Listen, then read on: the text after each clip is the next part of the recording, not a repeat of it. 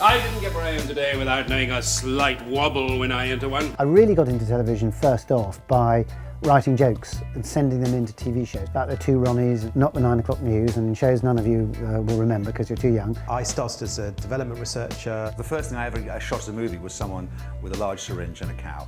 I was inspired by All the President's Man. I wanted to be in the shady, dark car park, wearing a trench coat. I never thought I'd work for the BBC, I just thought it was far too hoity-toity.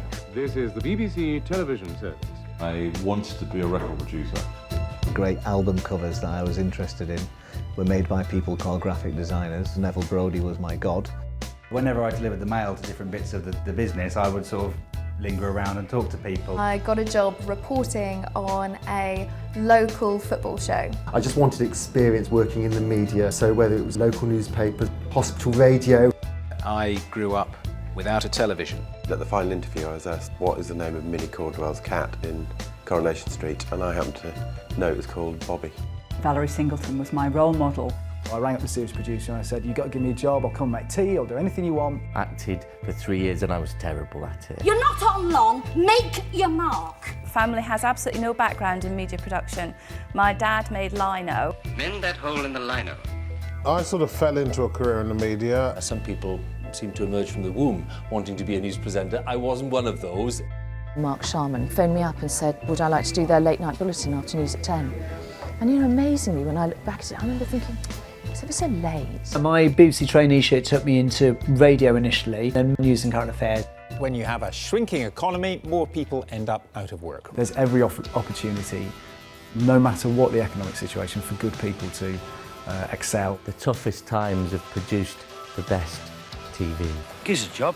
Television has always been a competitive industry to work in because it's a wonderful career to have. There are only very few of the big blue chip, shiny traineeships. It is harder, but I also think there are different opportunities and perhaps there isn't an obvious career ladder. I don't think I thought about job security at all when I started. I think if that's your issue when you start out, I think you've got some issues. People will be expected to be multi-skilled. The more opportunities you get to work with people at the top of their game, the better it is for you. We really have to think about the voices that we employ. Television should be about plurality of voices, about strong characters, about passionately held ideas. Storytelling and creativity and ideas are the blood of this industry. There will always be a platform for a great idea. The difficult bit is the great idea.